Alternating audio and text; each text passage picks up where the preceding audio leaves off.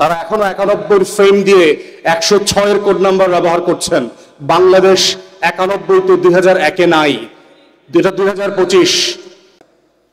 আমরা এর আগেও বলেছি যে এবি পার্টির পজিশন হচ্ছে যে এই সরকার হচ্ছে গণ অভ্যুত্থানের ম্যান্ডেট নিয়ে গঠিত একটা সরকার।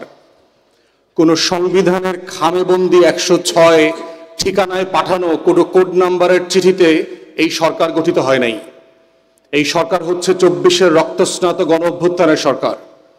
যারা আওয়ামী সাংবিধানিক ফ্রেমে 72-এর সংবিধানের ফ্রেমে ঢুকিয়ে দিয়ে 106 কোড নাম্বার ব্যবহার করে জেমস বন্ডের মতো করে আওয়ামী লীগকে পিছন থেকে পুনর্বাসন করবার নির্বাচন এবং রাজনীতি করতে চায়, তাদেরকে মনে রাখতে হবে জুলাই সনদের অক্ষরে অক্ষরে প্যারায় প্যারায় আগামী গণ অভ্যুত্থানের ভবিষ্যৎ লিখে দেয়া আছে।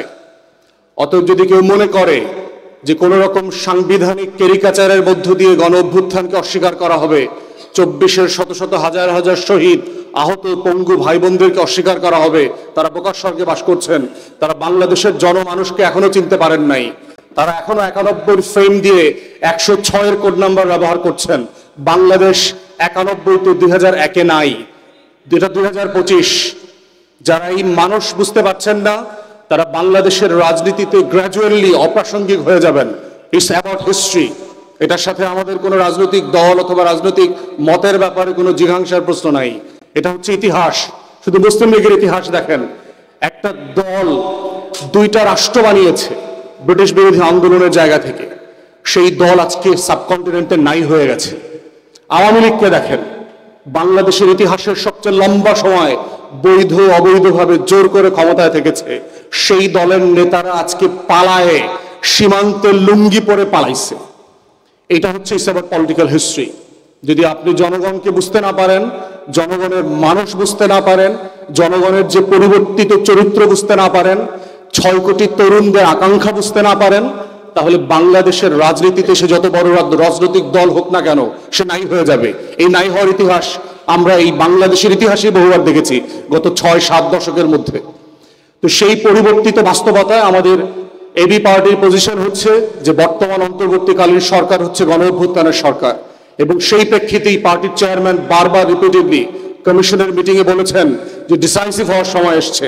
Enough is enough on discussions and debate and consensus.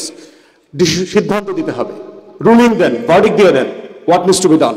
আমরা সবাই সাফিসিয়েন্টলি কথা বলেছি এবং এটার উপর ভিত্তি করে আগামী দিনে গণভোট হোক, সাংবিধানিক মানে কনস্টিটিউশনাল ফ্রেমের অধীনে কোনো প্রোক্লামেশন হোক, যেই ফ্রেমে আসুক, এই সনদের একটা লিগ্যাল পজিশন পরিষ্কার হয়ে যেতে হবে জাতির কাছে।